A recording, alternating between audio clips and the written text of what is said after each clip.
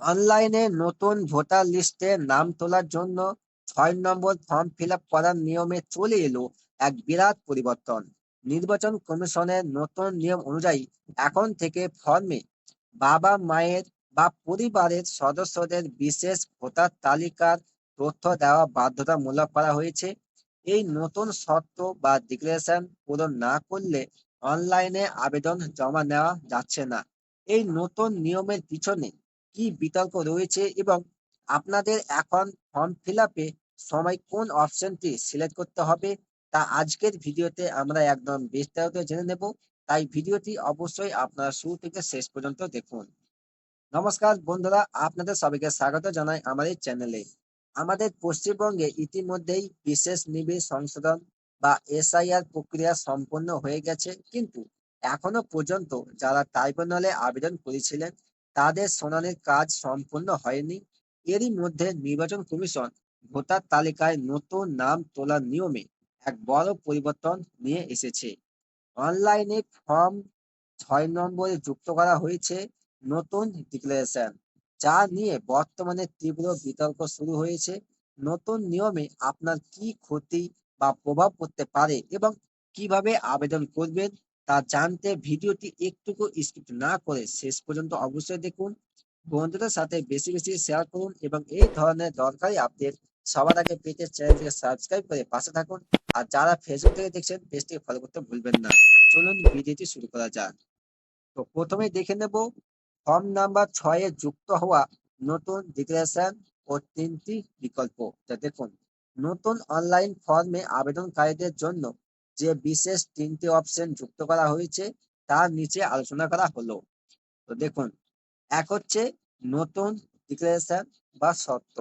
অনলাইনে ভোটার তালিকায় নতুন নাম নথিভুক্ত করার জন্য ফর্ম নাম্বার 6 অনলাইন সংস্করণে একটি নতুন ডিক্লারেশন অংশ যুক্ত করা হয়েছে।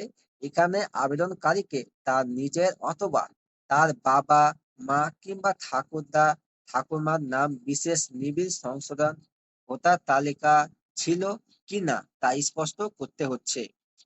এবার দেখুন, 3টি অপশনের মারপ্যাচ। অনলাইন ফর্মের পার্ট জে এবং কে এর মাঝখানে থাকা এই ডিক্লারেশন অংশে আবেদনকারীকে নিচের 3টি বিকল্পের মধ্যে যে কোনো একটি বেছে নিতে বলা হচ্ছে।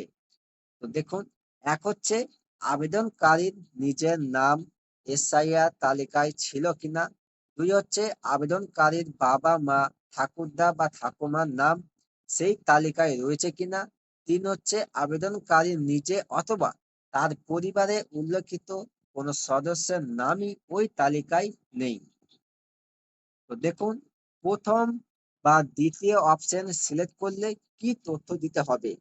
যদি আপনি ডিক্লারেশনে প্রথম অথবা দ্বিতীয় অপশনটি বেছে নেন, তবে কমিশন আপনার কাছে অতিরিক্ত কিছু প্রমাণ বা তথ্য চাইবে।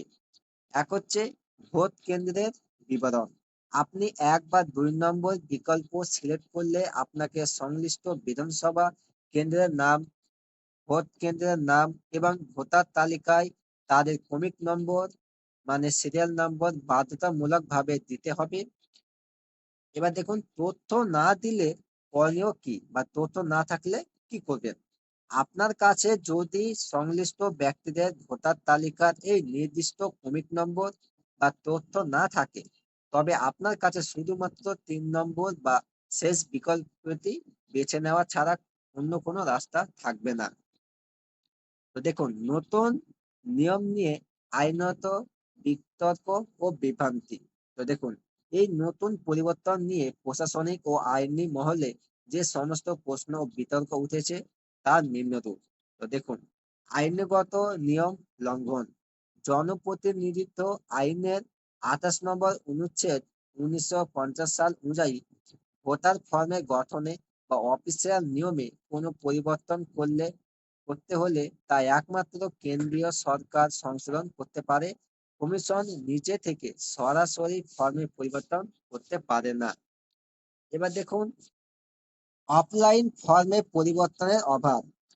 দ্য ইন্ডিয়ান এক্সপ্রেসের প্রতিবেদন অনুযায়ী শুধুমাত্র নির্বাচন কমিশনের ইসিআই নেট অনলাইন পোর্টালেই এই নতুন ডিক্লারেশন যুক্ত করা হয়েছে, অর্থাৎ ডাউনলোডের জন্য থাকা ফর্ম নাম্বার 6-এর আনুষ্ঠানিক পিডিএফ ফর্মে এই সংশোধনীর কোনো উল্লেখ নেই, অর্থাৎ কোনো অফিসিয়াল বিজ্ঞপ্তি ছাড়াই এটি পোর্টালে যুক্ত করা হয়েছে। এবার দেখুন ভবিষ্যতে আশঙ্কা। দেশের 10টি রাজ্য ও কেন্দ্রীয় শাসিত অঞ্চলে এসআইআর এর কারণে প্রায় 5,58,00,000 নাম ভোটার তালিকা থেকে বাদ গেছে। এই পরিস্থিতিতে যারা 3 নম্বর অপশনটি অর্থাৎ পরিবারের কারোর নাম তালিকায় নেই সিলেক্ট করবেন, ভবিষ্যতে তাদের বা তাদের সন্তানদের নাগরিকত্ব বা ভোটার তালিকায় নাম থাকা নিয়ে কোনো বিরূপ প্রভাব পড়বে কিনা সে বিষয়ে নির্বাচন কমিশনের পোর্টালে কোনো ব্যাখ্যা দেওয়া হয়নি।